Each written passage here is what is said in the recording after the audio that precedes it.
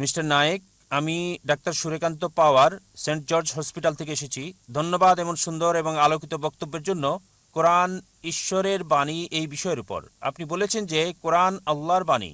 আমার প্রশ্ন হলো, আপনার কাছে ঈশ্বরকে কে সৃষ্টি করেছেন? ঈশ্বরের উৎসটা কি? ভাই খুব সুন্দর প্রশ্ন করলেন যে যদি কোরআন ঈশ্বরের বাণী হয় তাহলে ঈশ্বরের স্রষ্টা কে। খুব ভালো প্রশ্ন।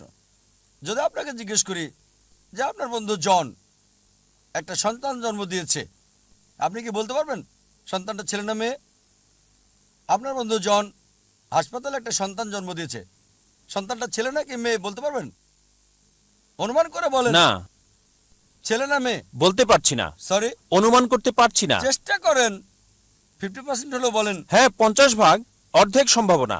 ঠিক আছে বলেন। ছেলে। ছেলে। ভাই পুরুষ কি সন্তান জন্ম দিতে পারে? না। এখন এটা ছেলে না মেয়ে? নামটা মেয়ে নাম হতে হবে। আমি আপনাকে বলছি আপনার বন্ধু জন। আমি জানি না কোনো মহিলার নাম জন হয় কিনা। না, আমরা বলবো না। আচ্ছা আচ্ছা, ধরেন আপনার বন্ধু, ছেলে বন্ধু, সে হাসপাতালে গিয়ে একটা সন্তান জন্ম দিল। সন্তানটা ছেলে না মেয়ে? মেয়ে। পুরুষ কি সন্তান জন্ম দিতে পারে? না। এখন বুঝতে পেরেছেন, পুরুষ সন্তান জন্ম দিতে পারে না, তাহলে ছেলে না মেয়ে এই প্রশ্নটা আসে কি করে? তাই বলা হয়েছে ঈশ্বরকে কেউ সৃষ্টি করেনি। আপনার প্রশ্ন কে ঈশ্বরকে সৃষ্টি করেছে, আমার প্রশ্নের মতো যে পুরুষটার সন্তান জন্ম দিয়েছে হাসপাতালে সেটা ছেলে নাকি মেয়ে, প্রশ্নটাই অযৌক্তিক।